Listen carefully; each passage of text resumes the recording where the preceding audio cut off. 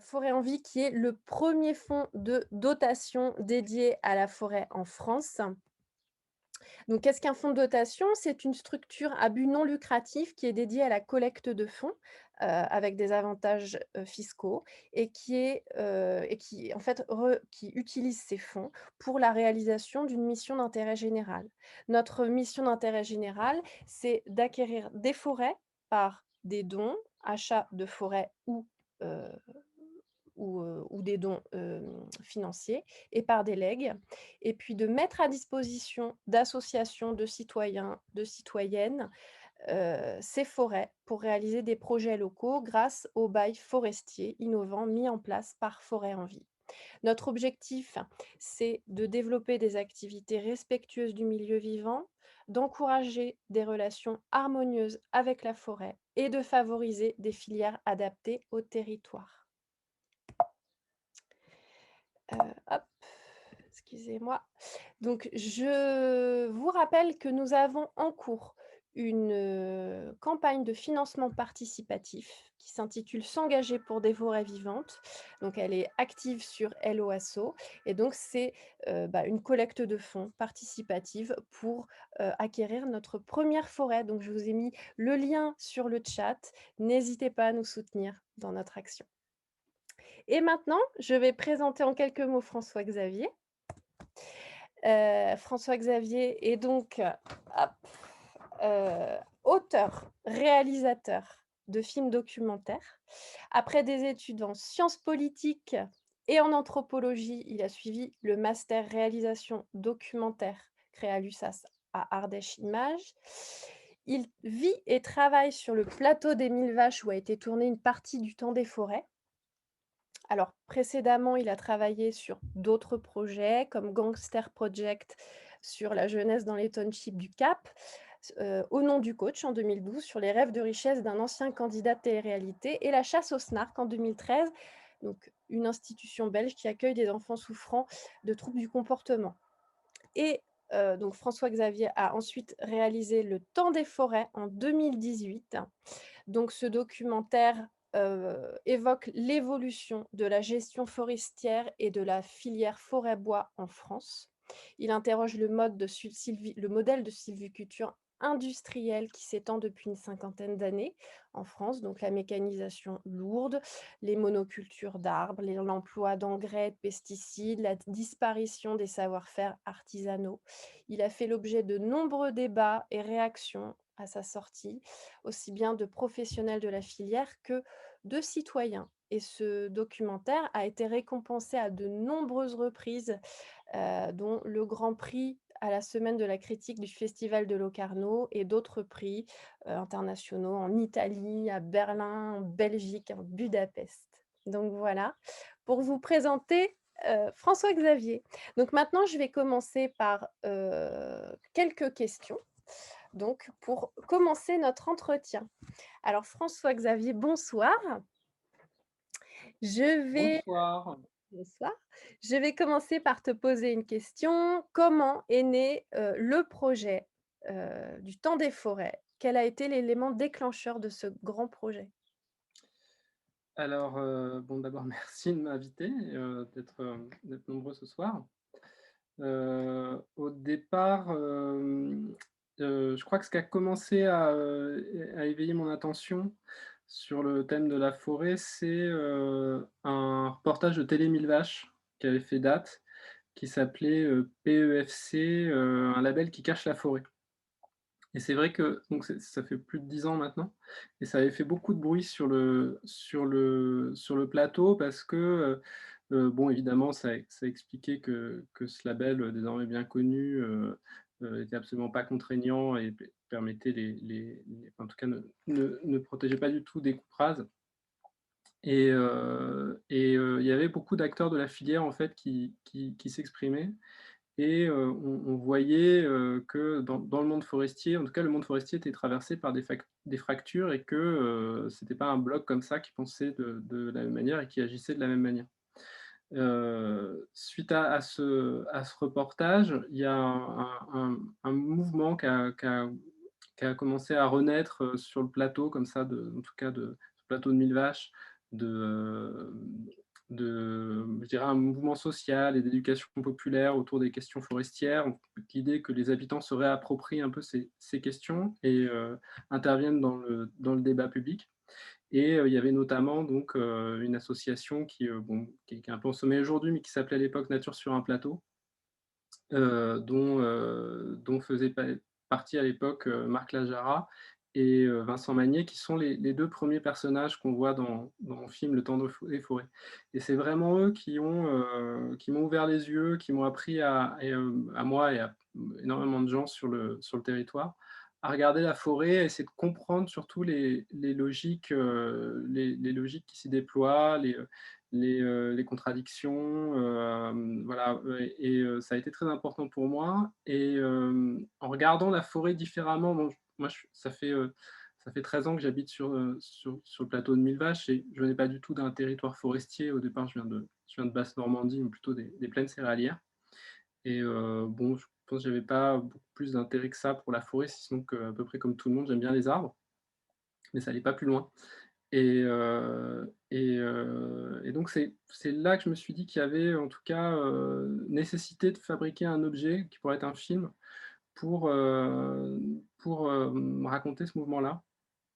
Et alors je venais de sortir de 2 films, que j'avais tournés en Belgique là, que tu as évoqué. J'avais plutôt envie de me relocaliser et de faire un truc pas trop loin de chez moi.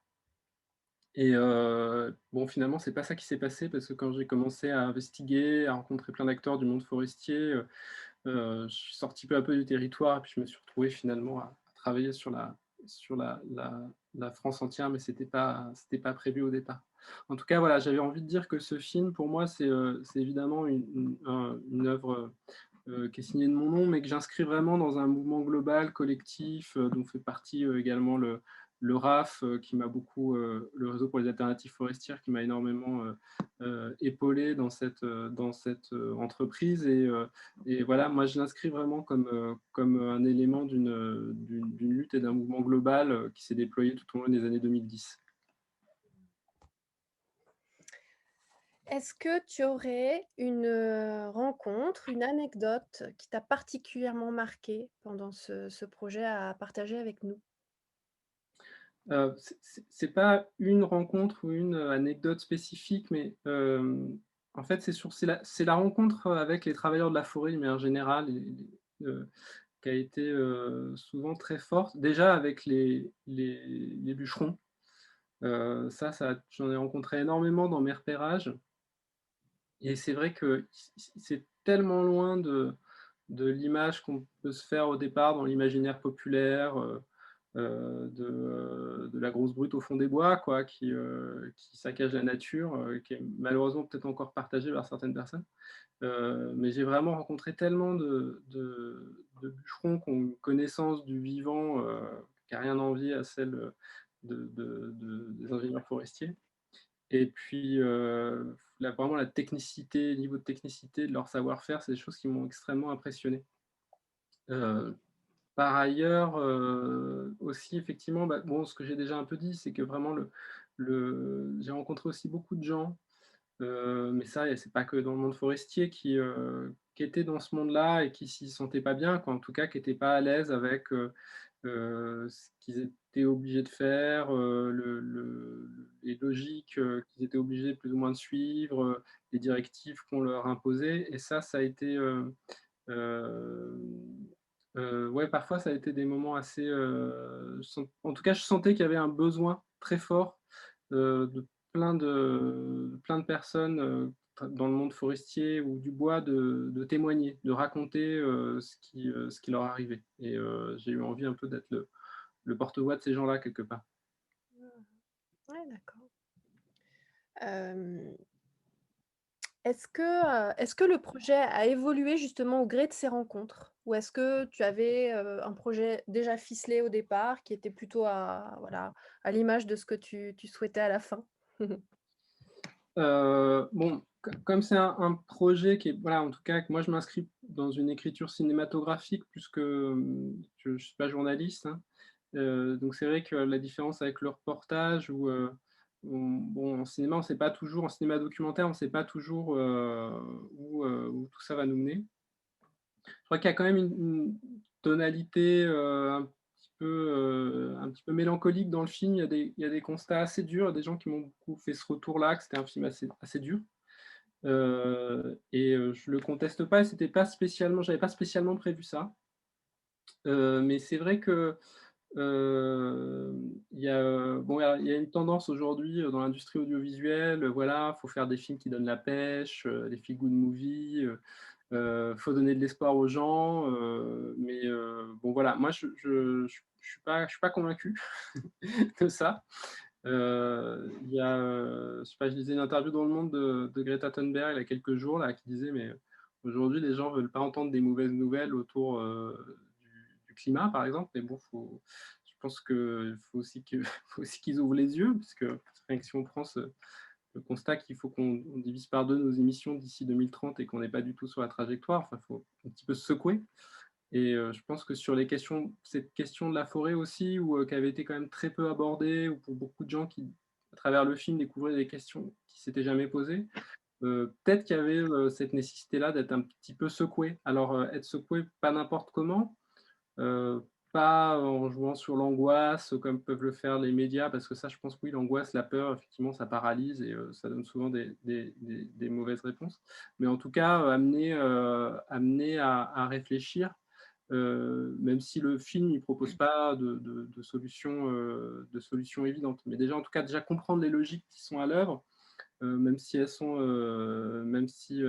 difficiles, c'est déjà un premier pas. C'est sûr. Hem Et justement, le documentaire a suscité de vives réactions dans le monde forestier. Quel regard as-tu porté sur ces réactions?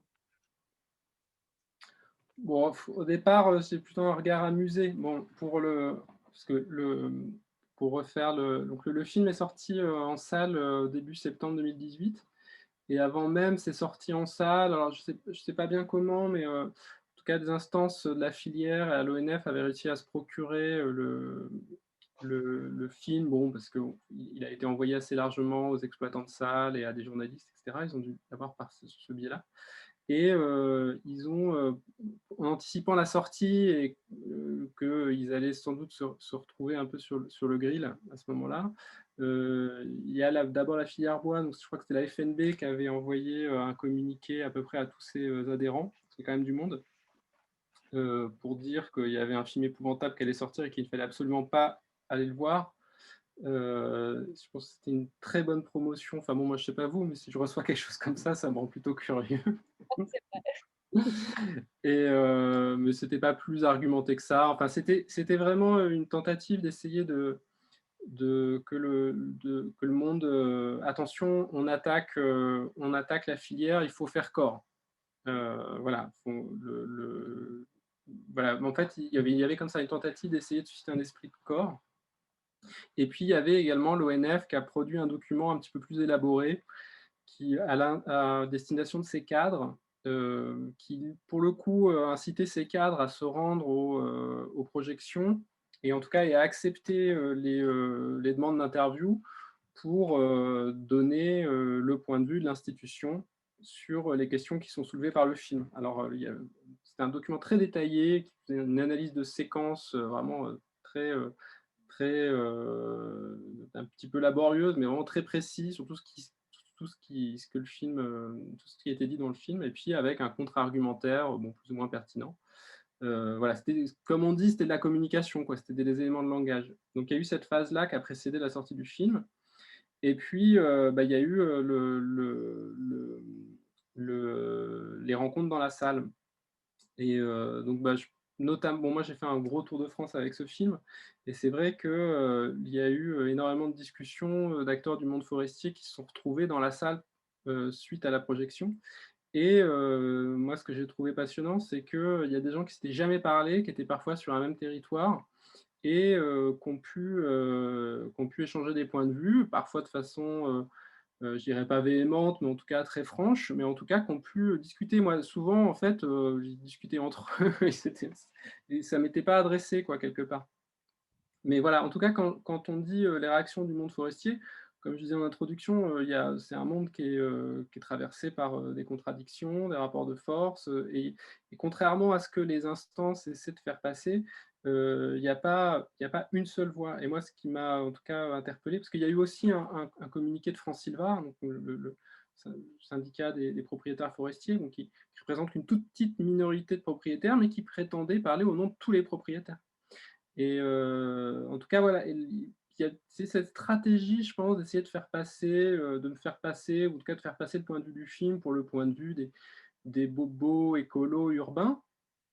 Je pense qui était, absurde, puisque tous les gens qui s'expriment dans le film sont des gens qui sont liés à la forêt, qui y travaillent, qui sont propriétaires ou qui sont dans la filière bois. Enfin, ce sont vraiment des acteurs, et ce sont eux qui portent les critiques les plus acerbes au modèle dominant.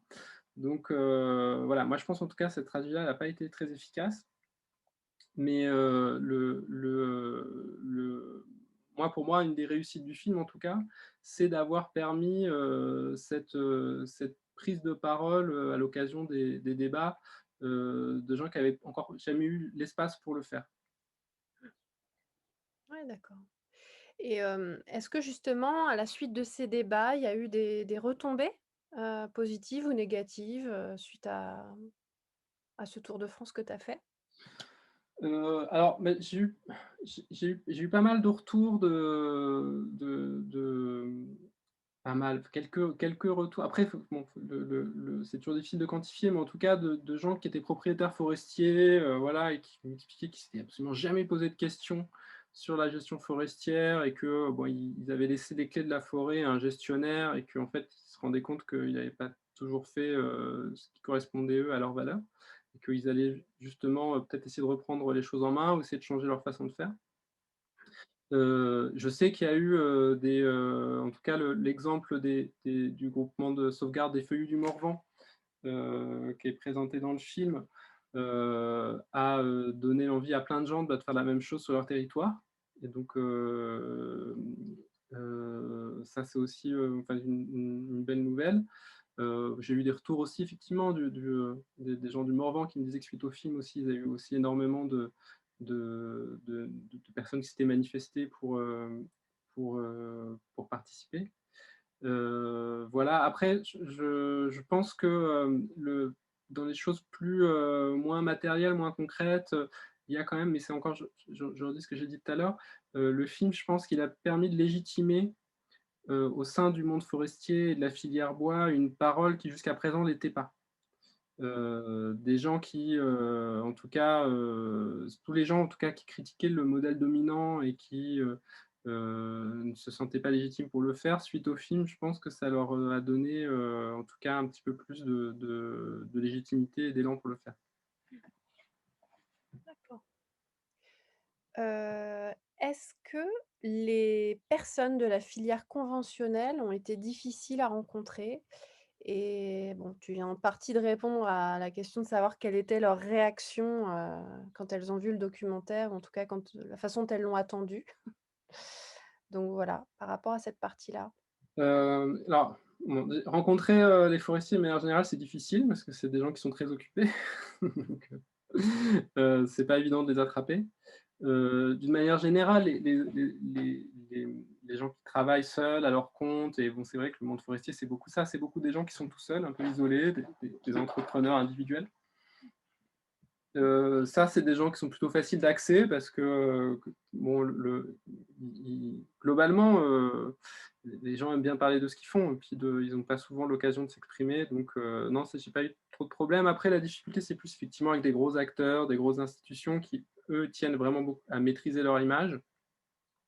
Et bon, par exemple, j'ai tenté pendant un an d'obtenir un entretien de la Uniper, hein, qui était le propriétaire de la centrale de Gardanne, bon, qui m'ont un peu fait lambiner comme ça, puis qui n'ont jamais donné suite. Pour avoir un entretien de Philippe Siat, donc, qui était à l'époque le président de la Fédération nationale du bois, ça a été très très long. Ça a mis aussi 6 mois, alors que bon, j'estime que quand on est, le président d'une instance comme ça, on a un devoir de transparence. Donc là-dessus, c'était, bon, j'ai pas trop, enfin, voilà, en tout cas, on ne sentait pas une envie très très forte de communiquer. Ça a été compliqué aussi pour, le groupe Pifto, voilà. Et sinon, suite à la diffu aussi un peu avant la diffusion du film, il y avait aussi, la coopérative Alliance qui est présente dans le film, qui nous a envoyé des menaces de procès en nous demandant d'être retirés du montage, ce qu'on s'est empressé de ne pas faire. Parce que bon, de toute façon, il n'y avait pas vraiment de base juridique, de leur côté pour pour que ils puissent appuyer leur demande. Et puis, je pense pas que non plus que c'était dans leur intérêt, parce qu'on sait bien qu'un film censuré aussi attire beaucoup plus l'attention qu'un film qui ne l'est pas. Hem, Suite à ce grand projet, comment, vois-tu, le temps à venir des forêts en France? Ouais, alors moi moi je réponds souvent à cette question en disant que je suis pas Madame Soleil et que c'est difficile. Mais bon, je vais essayer quand même. Mais il y a des choses très encourageantes si on voit le chemin parcouru. Enfin, moi, en tout cas, depuis que je m'intéresse à cette question, au début des années 2010, par exemple, en Limousin, donc il y avait il y avait voilà, Hans Krösler que j'ai filmé, donc qui a été un des pionniers de la futaie irrégulière, la forêt à couvert continu, en Limousin. À l'époque où je l'ai connu, il était pratiquement tout seul à proposer ce type de gestion. Il y avait vraiment que le modèle dominant, monoculture, coupe rase, replantation, quoi. Bon, aujourd'hui, ils sont, tout un collectif, de forestiers qui, travaillent cette sylviculture, des gens qui étaient qui étaient passés par des coopératives ou des structures, conventionnelles, qui se sont mis à leur compte et qui pratiquent ce type de méthode, et ils sont extrêmement demandés, ils ont énormément de travail. Donc, il y a vraiment, en tout cas, je pense un vrai besoin et une vraie demande de la part des propriétaires pour qu'on leur propose autre chose. Donc ça, c'est très encourageant. Il y a évidemment, donc on l'a évoqué, les groupements forestiers citoyens. À l'époque, quand j'ai commencé, il y avait que celui du Morvan, et maintenant, voilà, je sais plus, vous avez fait sur le site du RAF, il y a la liste de tous ceux qui sont montés et ceux qui sont en train de se monter. Et voilà, il y en a enfin, je sais plus, peut-être une quinzaine. Donc c'est très encourageant. Et il y a la légitimité aussi de certaines revendications. Par exemple, le thème des coupes rases est devenu un objet de débat au niveau national, ce qu'il n'était absolument pas. Il y a eu la commission initiée par Mathilde Panot, qui est venue sur le plateau de Mille Vaches, et à l'occasion d'une réunion publique où il y avait vraiment toute la filière qui était présente, et il y a eu, je trouve, une discussion de qualité finalement. Et je me souviens, je disais à un camarade à l'époque, c'est un truc qui était inimaginable, de voir comme ça une discussion finalement qui se passe bien, où tout le monde arrive à peu près à se parler, sur un sujet très inflammable comme ça, comme celui des coupes rases. Et puis, il y a ce que fait aussi Canopé, qui est, je pense aussi une ONG là, qui émerge dans le paysage, et l'action est vraiment importante. Il y a bien sûr le RAF, qui a continué à essaimer, là, qui va faire son assemblée générale dans les Landes. Enfin bon, c'est qui est après quand même le temple de la forêt productiviste. Et enfin voilà, il y a plein de signes très encourageants. Par contre, voilà, je pense que globalement, les logiques qui pilotent la filière, elles sont toujours les mêmes. Il y a l'expansion de la biomasse, et je crois qu'on n'en est qu'au tout début, parce que là, avec la décarbonation de l'économie qui est en marche, on ne soupçonne pas à quel point ça va exploser. Et je ne pense pas que ça tire la gestion forestière vers le haut, c'est moins qu'on puisse dire. On voit aussi dans les plans de relance, que c'est plutôt les intérêts des gros acteurs qui sont pris en compte. Au niveau européen, il y a des ONG qui ont relevé qu'au niveau de la forêt, dans le Green New Deal, il y avait aussi des choses très inquiétantes. Donc même si voilà, de l'autre côté, effectivement, il y a toutes ces alternatives, qui se sont solidifiées, il faut être clair, le rapport de force, il est très défavorable. Mais voilà, bon, on n'a pas le droit de lâcher. Donc il faut continuer. Mmh, tout à fait. On continue. Hem, Quels sont tes projets maintenant après le temps des forêts? Alors, je travaille depuis, quelques années maintenant. Enfin, quand j'ai eu fini le montage du Temps des forêts, je me suis mis sur un gros projet, international, autour d'un mouvement, qu'on appelle la théologie de la libération.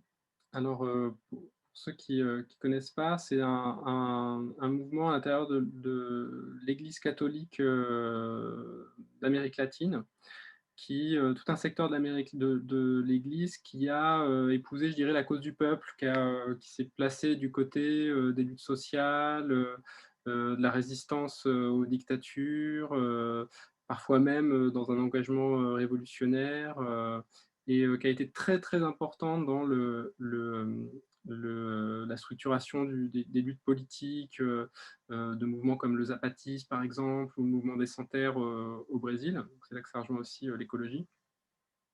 Et voilà, et donc, il y a je sais que c'est aussi un mouvement qui a été extrêmement réprimé, par les régimes militaires et à l'intérieur de l'Église par le Vatican, enfin notamment Jean-Paul II et Benoît XVI qui ont vraiment persécuté ses membres. Et voilà, il y a encore en tout cas, même si, aujourd'hui donc c'est quand même plus un mouvement du passé, en tout cas les grandes figures sont toujours vivantes et j'avais envie de faire un film de mémoire autour de cette histoire que je trouve très forte et très très méconnue, en Europe. Heu et voilà, et puis sinon plus sur le thème des forêts, je suis en développement un film, un documentaire avec Arte. Heu, pas com Toujours sur la question en tout cas des plantations d'arbres. Donc ça ne vous a pas échappé que plantation d'arbres était très à la mode. Plante un arbre pour sauver la planète. Vous avez sans doute, vu ça dans plein de contextes différents. Et donc voilà, c'est un film autour de ça. Je vous en dis pas plus parce que c'est encore en développement et je pense que j'aurai plus de facilité à en parler quand il sera fait, ce qui est loin d'être le cas. D'accord. Bon, on a hâte. Est-ce qu'il y a un fil conducteur entre tous tes projets, comme ceux que j'ai évoqués tout à l'heure? Bah, alors, je dirais qu'il y a une forme d'engagement formel, au sens où, ce sont des films qui sont des documentaires de création.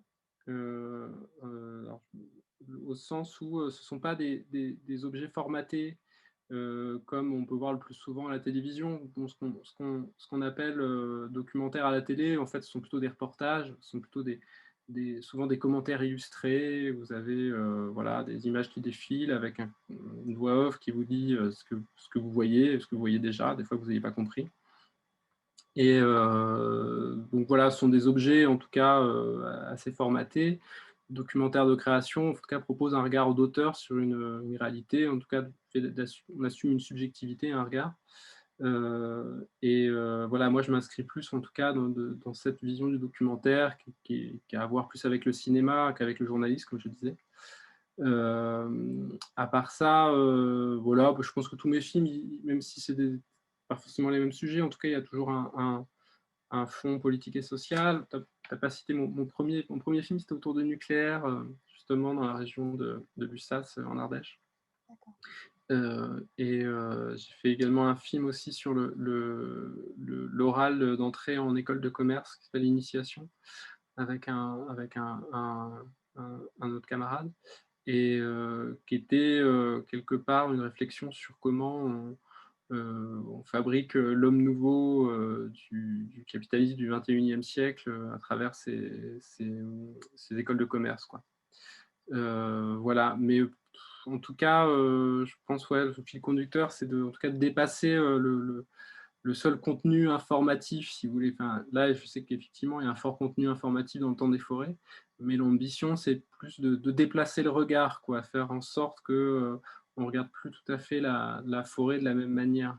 Et donc voilà, c'est plutôt ça, pour moi, la réussite d'un film, c'est qu'on regarde les choses un peu différemment. C'est pas seulement, quand on me dit, «C'est intéressant» ou «J'ai appris des trucs», bon, ça me rend moyennement content.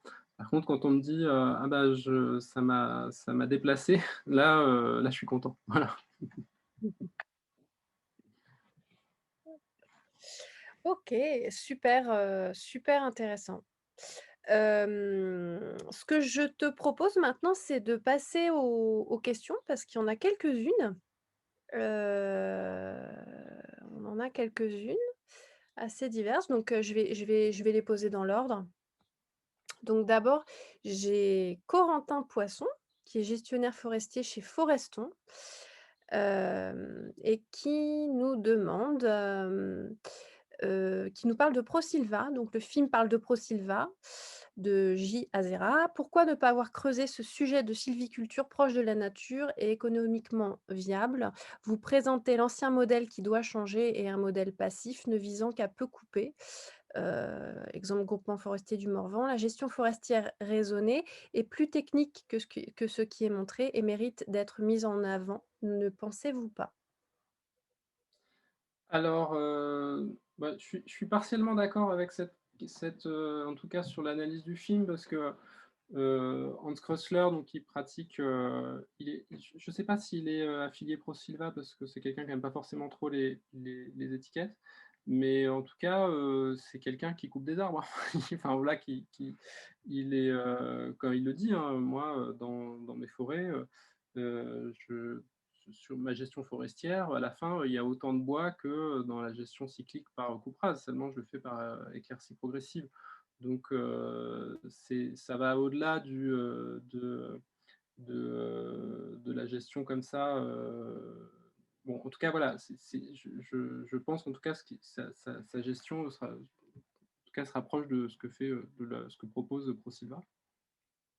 Je suis un peu d'accord avec, quand même le constat au sens où, je regrette effectivement de ne pas avoir développé plus, l'aspect économique au sens, de dire que, ouais, en tout cas, une gestion sans coupe rase, peut être aussi économiquement performante. Après ça dépend comment on évalue, la performance, hein, parce que faudrait voir aussi, faut voir aussi à l'échelle d'un siècle ou de cycles de coupe rase, ce qui reste du sol et ce que, et le pour, évaluer vraiment économiquement, le pouvoir comparer les 2 modèles. Donc c'est un débat complexe, mais je regrette de ne pas l'avoir, plus développé, mais ça l'est beaucoup plus dans les bonus du film. Bon, déjà, il y a, donc qui sont, pour ceux qui ne le savent pas, sur le DVD, mais surtout en ligne gratuitement sur, le site de Télé Mille Vaches. Donc si vous allez sur le site de Télé Mille Vaches, et peut-être que tu pourrais partager le lien, il y a, une rubrique qu'on a appelée «Le temps des forestiers» et donc il y a, plusieurs courts-métrages, qui sont en fait des chutes du film, des personnages que j'ai pas, pu, pour différentes raisons, mettre dans le montage et donc il y a notamment un portrait de Jacques Azra, et là, qui explique très longuement justement, beaucoup plus qu'il aurait pu le faire dans le film, ben, sa sylviculture et puis il y a aussi Gaëtan Dubus qui va aussi plus loin dans des questions techniques et qui en tout cas, qui développe l'idée que sous plein d'aspects, le modèle, dominant, productiviste, il est pas très efficace finalement économiquement parce qu'il est très coûteux et si on prend tout ce que si on fait la comparaison effectivement entre ce que ça coûte et ce que ça rapporte, il est pas si efficace que ça. D'accord. Donc Hem, Corentin, je vous renvoie au bonus du film. je vais mettre le lien, je viens de le copier.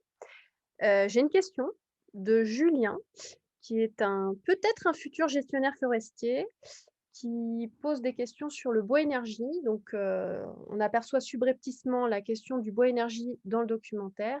Quel est ton avis sur la part de biomasse dans les scénarios de transition énergétique et les impacts que cela pourrait avoir sur les forêts en France et dans le monde? Alors moi j'ai pas étudié de près en fait, les scénarii et je vais pas balancer de chiffres. Ce que je peux dire, en tout cas ça a déjà été montré par, donc il y a une ONG qui est vraiment très, très active là-dessus, qui est à Bruxelles, qui s'appelle Fern. Une ONG très, très sérieuse et qui produit des rapports extrêmement détaillés sur les questions, de tout ce qui a trait à la forêt et Union européenne et donc là, ça fait déjà maintenant un moment qu'ils ont montré que toutes les centrales biomasse là qui s'accumulent, tous les équipements, en biomasse, excède tellement les capacités, enfin, en tout cas, les capacités de production de la forêt, européenne, qu'il faudrait pratiquement, consacrer tout l'accroissement naturel de la forêt à la biomasse. Donc c'est évidemment pas possible parce que sinon on ne fait plus rien d'autre, on ne fait plus de bois d'œuvre, on ne fait plus de papeterie, on ne fait plus rien. Et donc ça veut dire quoi? Bah, ça veut dire importer et donc importer des pays du sud et on sait que ça, c'est pas non plus, la bonne solution. Donc là, il y a vraiment d'une part, en tout cas, un déséquilibre qui est, et qui va aller en s'aggravant parce que toutes ces centrales en projet, elles sont pas encore toutes en place, mais là, donc on est qu'au début. Par ailleurs, aux États-Unis, enfin, l'Angleterre importe aussi pas mal, qui est passé vraiment beaucoup à la biomasse pour décarboner, importé jusqu'à présent des États-Unis, mais les États-Unis sont aussi en train de s'équiper en centrales biomasse. Le Japon est en train de faire la même chose, donc il y a sans doute une demande mondiale qui va être très forte, qui fait que ça va être de plus en plus compliqué pour l'Europe d'importer et que voilà, ça va être en tout cas les forêts nationales qui vont être sollicitées pour répondre aux besoins de toutes ces chaufferies et centrales biomasse qui sont installées de manière complètement irraisonnée, si vous voulez, par rapport aux capacités de la forêt. Voilà, on sait qu'en tout cas, en tout cas une filière comme ça où le poids de la biomasse est trop important, ça tire pas vers la qualité, quoi. C'est sûr que ça tire pas une gestion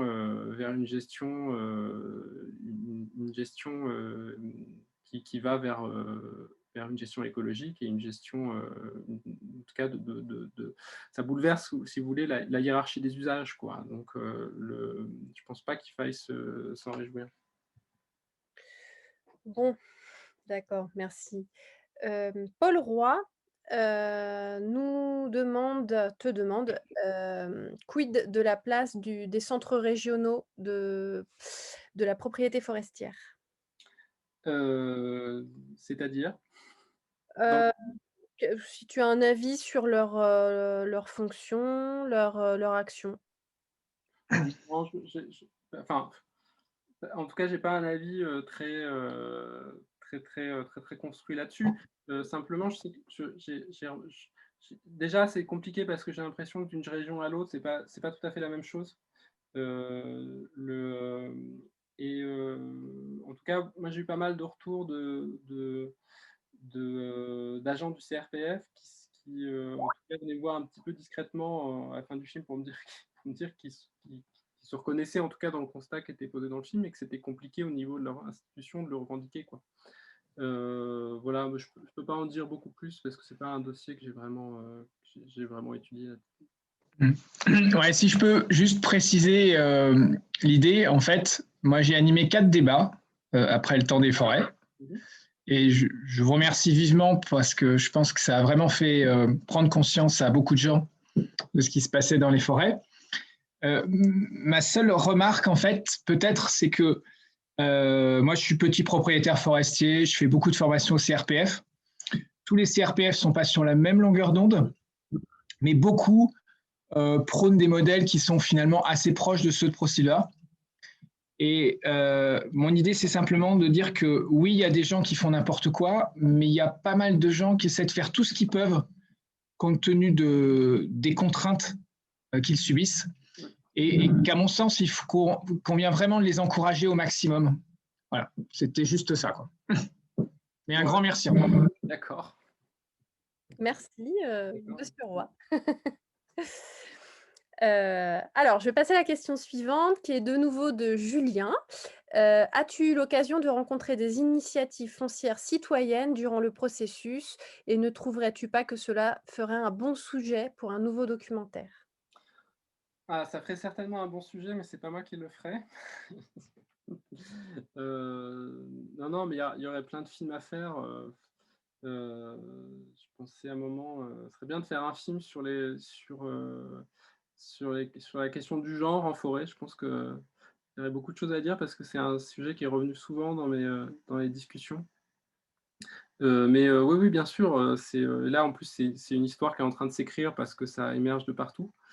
Voilà, après, il faut c'est je à la fois, voilà, faut pas enfin, je veux dire, ça reste quand même, très marginal au niveau des surfaces.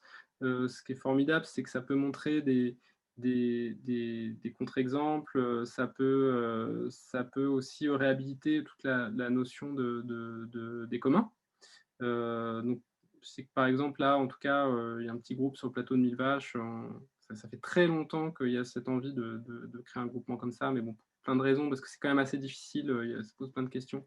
On n'a jamais réussi. Peut-être que là, on va y arriver, mais il y a vraiment beaucoup, en tout cas, cette notion de commun qui est au centre du projet.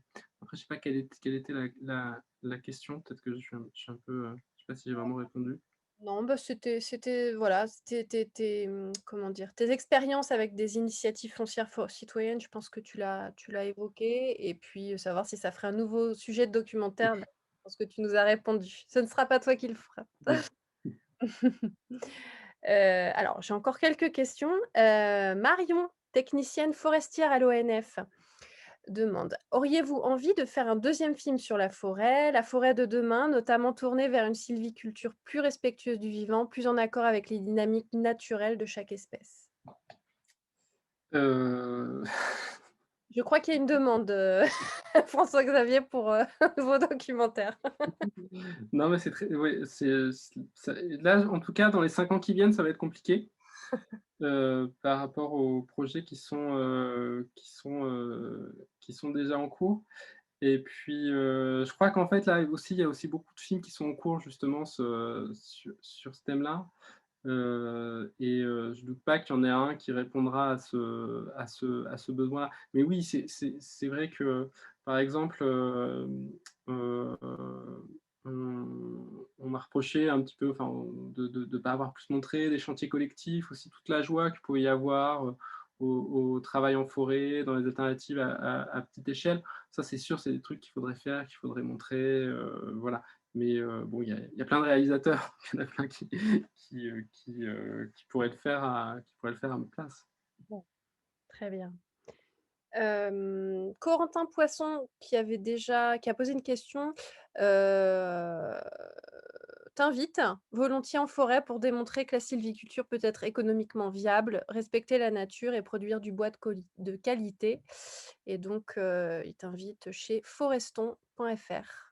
Alors je pense que j'ai jamais, il me semble pas avoir dit le contraire. Enfin, en tout cas, je pense qu'effectivement, c'est important de rappeler ça, Mmh. on peut quand même, effectivement le le film, il finit par, Gaëtan Dubus qui dit, «Les logiques du vivant et les logiques, de la finance sont pas mariables». Mais il dit bien de la finance, il dit pas de l'économie.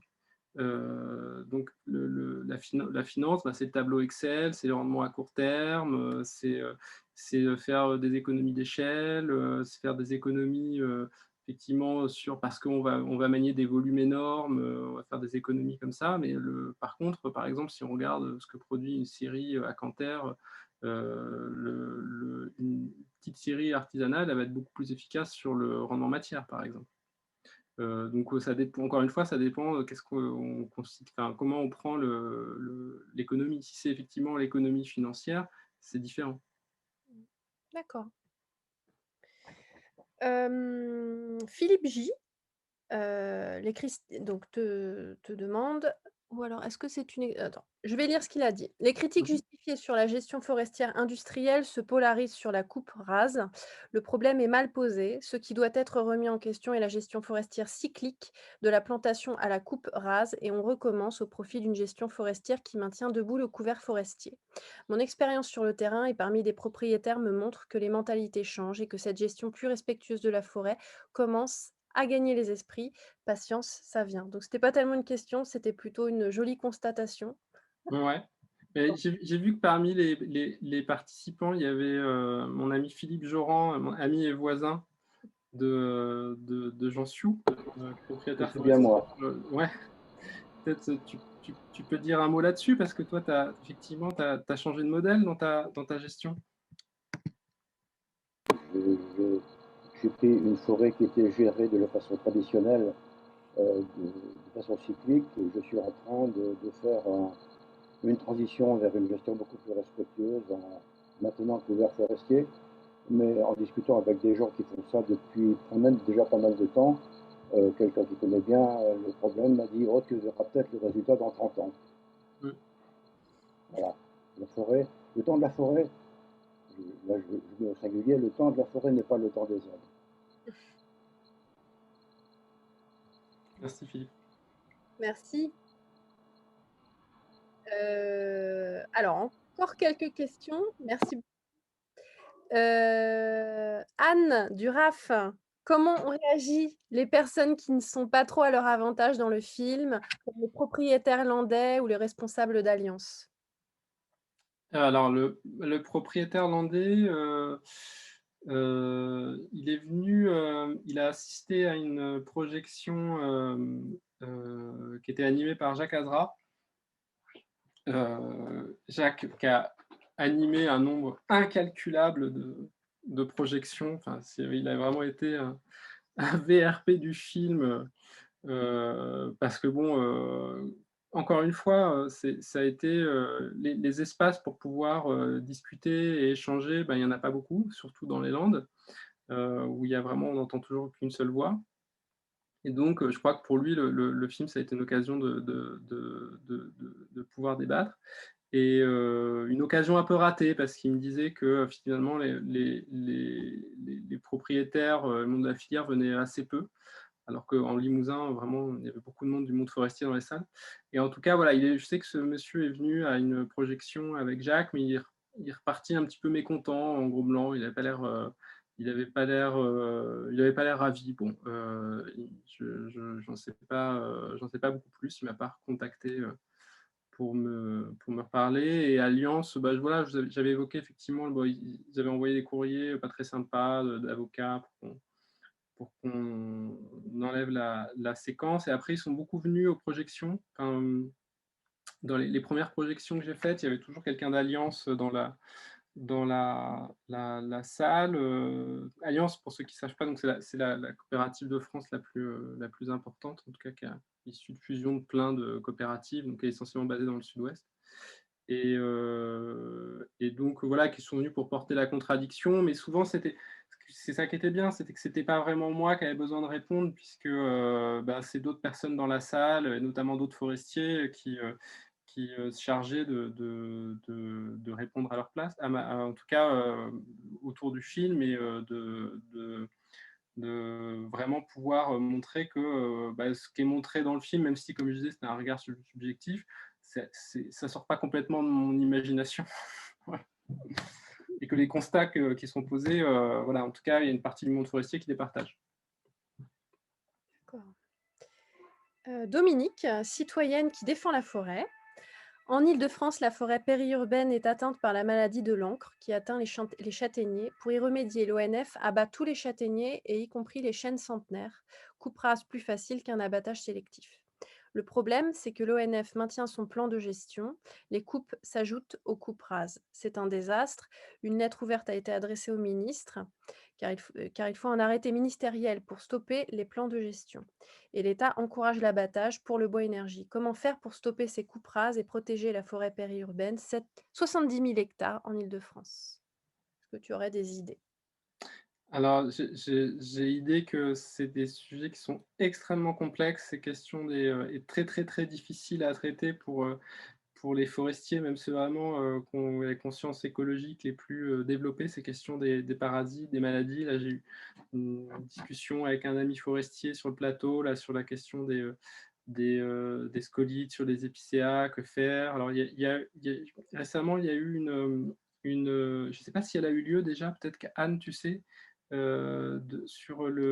organisé par Canopé et je crois le RAF, justement sur une journée autour des scolites. Mais ça, en tout cas, sur ce cas précis de l'ONF, peut-être s'il y a quelqu'un de l'ONF parmi les participants, peut-être qu'il peut répondre. Parce que moi, en tout cas, je ne me positionnerai pas sur comme ça un cas précis que je ne connais pas, et puis je j'ai pas les compétences techniques pour répondre là-dessus. Alice nous Non, répond. c'est fin juin. Donc Alice répond que c'est fin juin, donc cette journée. Quelle alternative à la coupe rase? par rapport à ces questions justement des scolytes, sur les épicéas, je pense que ça va être très intéressant. Ouais, moi je suis pas de l'ONF, mais ce qui est certain, c'est que plus on a des forêts en mélange, et moins on a ce type de pression. Voilà, c'est vraiment la base.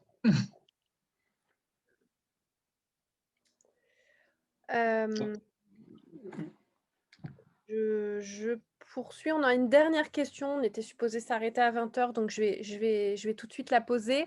Que penses-tu du reportage sur le de Hugo Clément, qui, selon moi, enfonce des portes ouvertes et ne présente pas ou très peu les modèles raisonnés et durables? Je trouve que ce reportage tend vers, la polémique et c'est une question de Corentin. Corentin, Heu, Franchement, j'en pense pas grand-chose, c'est j'ai pas trouvé ça terrible, et je je non, mais moi, l'intérêt que j'ai trouvé, c'est en tout cas là, où il y a une séquence avec, Canopé, donc avec, l'ami, Sylvain Angeron, qui font une action justement dans une centrale biomasse où, ils interpellent le responsable, pour s'il sait d'où vient le bois. Ça, moi, je trouvais que c'était une séquence intéressante parce que est-ce que les gens comme ça se posent la question d'où vient le bois qu'ils utilisent, sous quel mode il est, enfin, quel type de gestion, comment il a été exploité. Je pense que ça met le doigt sur quelque chose. Donc, par exemple, j'ai plutôt trouvé cette séquence intéressante. Mais sinon, sur le reste du film, j'ai vraiment pas grand-chose à en dire. Ouais, c'est bon, voilà. d'accord. Bien, je pense qu'on est, arrivé au terme de notre, webinaire de ce soir. Donc, merci beaucoup François-Xavier, c'était vraiment un plaisir de te recevoir. Merci pour l'invitation. Je pense Franchement, que tout le monde a été ravi, de t'écouter, partager ce constat avec nous. Bonne continuation pour tes projets. Donc, merci. On va essayer. donc continue en tout cas parce que je pense que on est vraiment très, très content de regarder tes documentaires. Donc, à bientôt. Bon, à bientôt. Au revoir tout le monde. Merci à tous. Au revoir. Au revoir.